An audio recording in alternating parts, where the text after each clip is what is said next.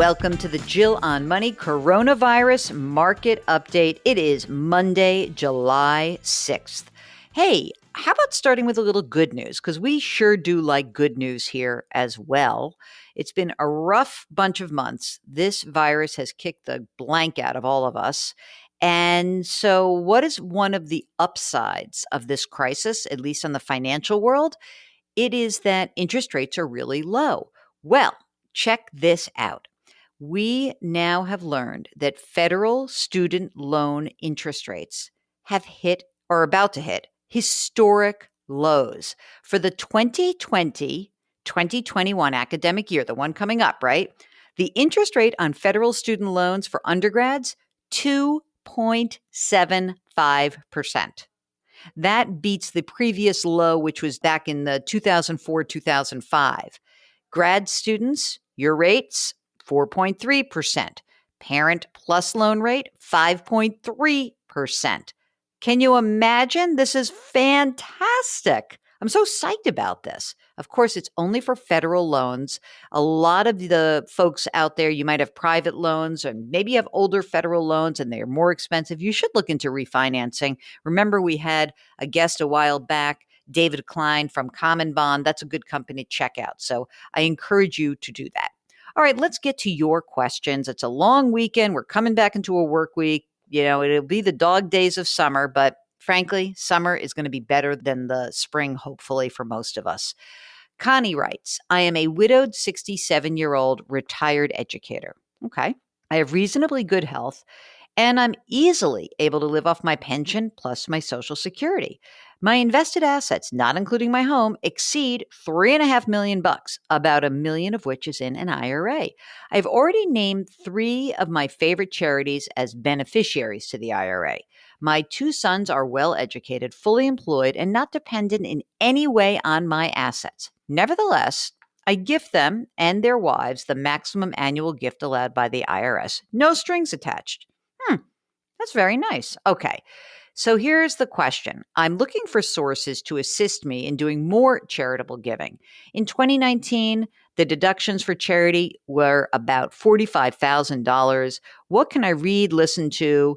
My Christian, socially liberal, fiscally conservative values are well defined. So far, I haven't been interested in a charitable remainder trust. I listen to many of your podcasts and I appreciate your point of view and frankness. I don't hear others inquire about this subject.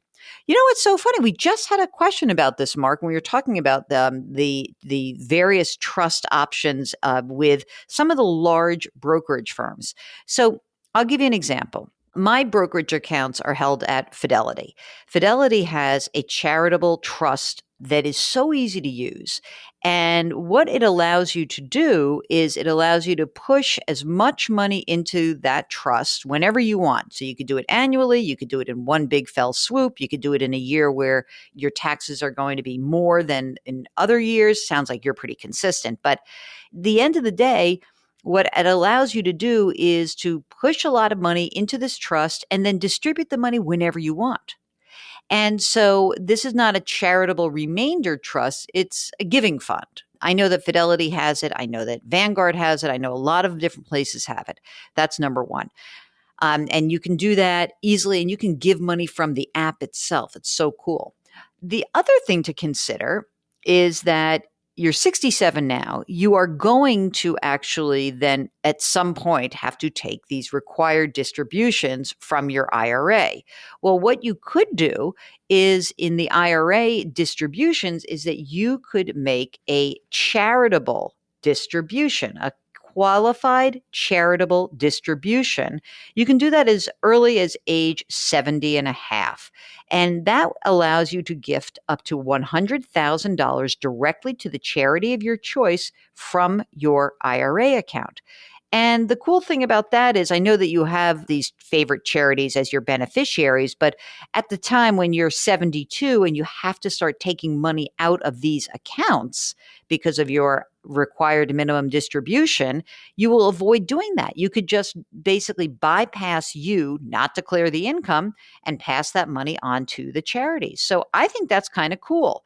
You also may want to check out Charity Navigator and dig down and do a little research on some other charities. But I think that those are really good vehicles that will allow you to give money away efficiently. Check that out. And if I've missed something and maybe you're not holding your accounts in a place that has a charitable trust or giving account option, let us know. Okay.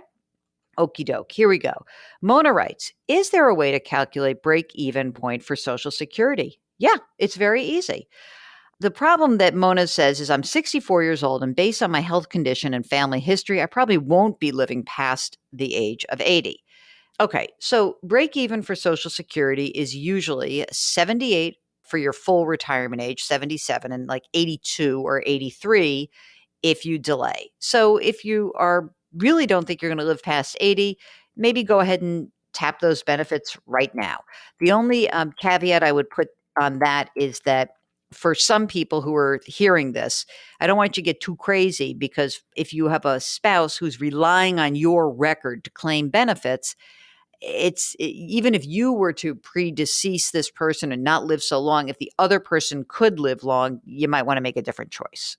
Okay, Anonymous writes, I just turned 30. I don't have much money invested or saved. I stay with my parent in a rural, low-income area, and I was unemployed for a little while. I got a job at a school in August, making $38,000 gross. I have $2,000 in a 403B. I haven't paid much attention to it since it hasn't been a full year, and it takes 8 years before it's vested. I plan on moving within 2 years. By March, I had savings of $7,000 plus $1,000 in a checking account to be invested. I was planning on starting a Roth IRA in March, but because of COVID, my mother expecting to retire next year, I thought it best to save more. Now I've got $9,000 in savings and $1,000 in a checking account. Also, I'm still paying $240 a month to lower the principal on my $56,000 worth of student loans. Since I plan on moving within 2 years and possibly saving for a new used car just in case, what do you say is the best course of action for me to catch up in retirement and general wealth? Should I be putting the $240 a month and $1,000 in a Roth IRA? No, I like your idea of paying down the student loan debt, especially that 6.8% one. I would get cranking on that, and I would not worry too much about the Roth right now. The money that's in the 403B, the money that they put in is subject to vesting. I think the money that if they're making you or you're putting money in, then that's not subject to vesting. So pay down that high interest debt. That's going to and do the most you possibly can. But don't deplete that savings. You worked hard to build it up. Let's see. Greg had written to us about a refinancing.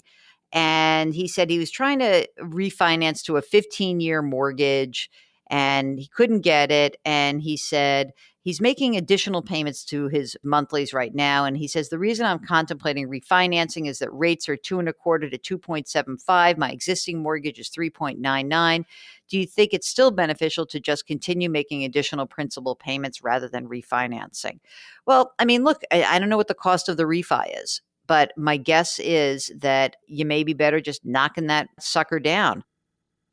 Yeah. So Mark reminds me that you were having a hard time in getting a loan underwritten because you are retired already. So I wouldn't freak out about it. 3.99 is not the worst rate in the world.